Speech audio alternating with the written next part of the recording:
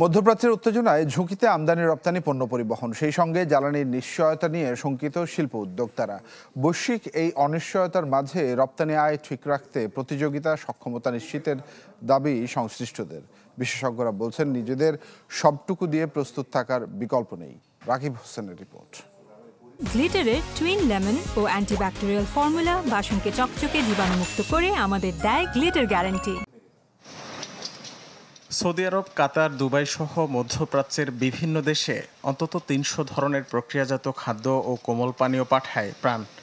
সেখান থেকে দেশের শীর্ষস্থানীয় প্রতিষ্ঠানটির রপ্তানি আয় আসে বছরে অন্তত $10 কোটি। কিন্তু ইরান ইসরায়েল যুদ্ধে হুমকির মুখে গুরুত্বপূর্ণ বাজারটি। প্রাণ গ্রুপের ব্যবস্থাপনা পরিচালক জানান, যুদ্ধের মাঝে ঝুঁকি নিয়ে চলছে রপ্তানি পণ্য পরিবহন।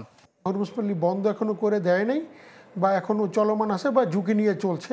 তা আমি মনে করি যদি বন্ধ হয়ে যায় তাহলে তার একটা ইম্প্যাক্ট পড়বে। আমরা যেহেতু দরিদ্র দেশের মানুষ, আমরা কিন্তু ঝুঁকি নিয়ে কিছু চ্যালেঞ্জ নিয়েই আমরা কাজটা করতে চাবো। ওই ক্ষেত্রে যেন ওইটাকে আমরা অপরচুনিটি আকারে কাজে লাগাতে পারি, ওই লক্ষ্য নিয়েই আমরা কাজ করে যাচ্ছি। অর্থ বছরের 11 মাসে কেবল সংযুক্ত আরব আমিরাত ও সৌদি আরবে পোশাক রপ্তানির পরিমাণ $16 কোটি বেশি, যা ইউরোপ আমেরিকায় রপ্তানির তুলনায় সামান্য।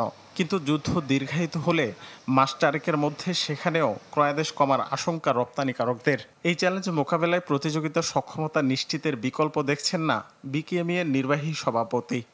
এই রপ্তানিমুখী শিল্পগুলোকে সর্বোচ্চ প্রায়োরিটি দিয়ে একটা কীভাবে ব্যবসা বান্ধব পরিবেশ বজায় রাখা যায়, যতটুকু সম্ভব সাপোর্ট দিয়ে রপ্তানি বাণিজ্যকে ধরে রাখা যায়, সেটাই আসলে আমার মনে হয় সরকারের এখন অগ্রাধিকার হওয়া উচিত।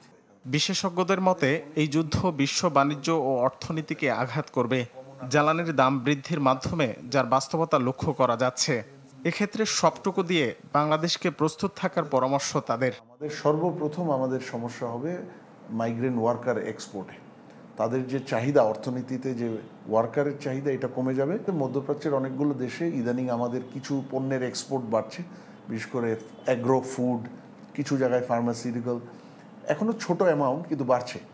সেই জায়গাটাও ক্ষতিগ্রস্ত হবে, কারণ তাদের আভ্যন্তরীণ অর্থনীতির চাহিদা কমে যাবে। দামের উপরে এবং চাহিদার উপরে আমরা কোনো প্রভাব ফেলতে পারি না। আর আমাদের যা ইম্পোর্ট লাগে, সেখানে আমরা ইম্পোর্ট প্রাইসের উপরে আমাদের কোনো প্রভাব নেই। যা যদি জিনিসপত্রের আমদানির পণ্যের যদি দাম বেড়ে যায়, বিশেষ করে যে জ্বালানি, আমরা আমাদেরকে ওটা সইতে হবে। দেশের অর্থনীতির চালিকা শক্তির অন্যতম একটি রপ্তানি আয়, যার সঙ্গে নিবিড়ভাবে জড়িত বিনিয়োগ ও কর্মসংস্থান। রাকিব হোসেন, চ্যানেল 24, ঢাকা।